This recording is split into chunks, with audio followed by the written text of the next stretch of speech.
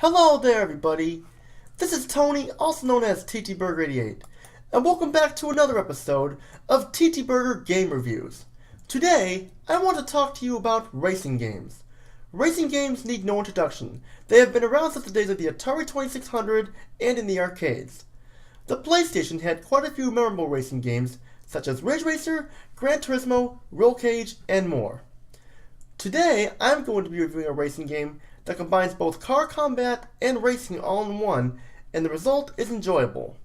This will be a two-part episode. The first part will cover the first game in the series, and the second part will cover the second game in the series, which was requested for me to review by my buddy SuperSmith. The game I'm going to talk to you all about today is Destruction Derby on the PlayStation, MS-DOS, Sega Saturn, and on the Nintendo 64, which was called Destruction Derby 64. But for this review, I will be looking at the PlayStation version, which was developed and published by Reflections Interactive, and Looking Glass Studios developed the Nintendo 64 version, and was published by Psygnosis. Destruction Derby was first released on the MS-DOS in Europe in 1995. On October 31st the same year, the game was released in North America. The PlayStation version was released in Europe in October of 1995, and then on November 16th the same year in North America. Then finally in Japan on February 9th, 1996. The Sega Saturn version was never released in North America, but it was released in Europe first on August 15th, 1996, and then in Japan on September 20th the same year. 3 years later, the Nintendo 64 version was released under the name Destruction Derby 64, which was never released in Japan, but it was first released in North America on September 30th, 1999, and then in Europe on October 12th the same year. Now usually, in a review, I start things off by talking about the storyline.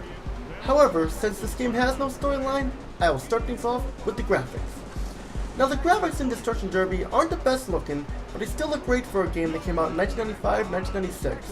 The car models look great, and while they may look a little blocky at times, they still look great for its time.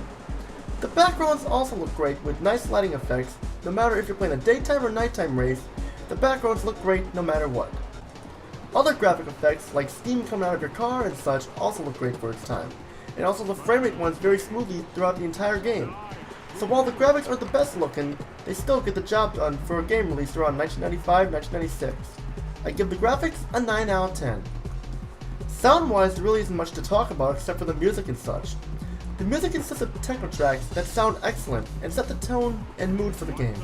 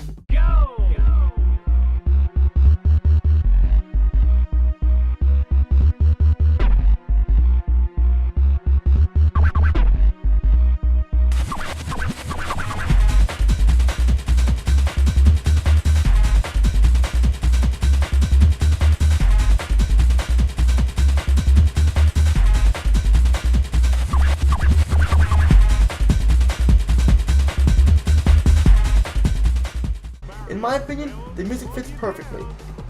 Other sounds such as engines going and tire screeching also fit the game really well. So the sound in Destruction Derby gets a perfect 10 out of 10. The gameplay in Destruction Derby is mostly enjoyable, even to this day. What makes Destruction Derby different from other racing games is the ability to crash into other cars and cause collisions. Now I know other games have done this similarly, but Destruction Derby did it the best in my opinion, and makes the game very enjoyable.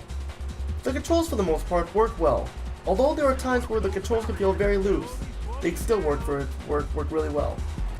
The X button lets you accelerate, the square and triangle button allow you to brake and reverse, the L1 and R1 buttons spin your car around, and the R1 and R2 buttons change your camera views.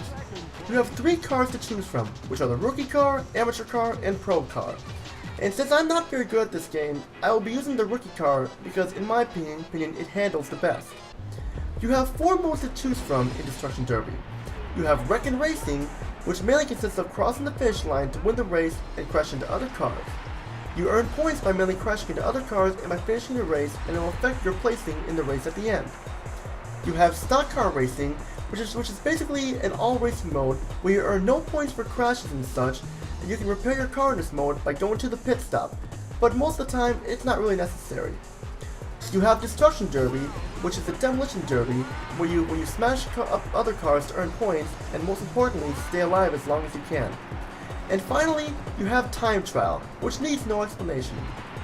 Each mode is enjoyable, but my favorite mode is Wreck and Racing because it is a combination of racing and demolition all in one. You can unlock new vehicles and more.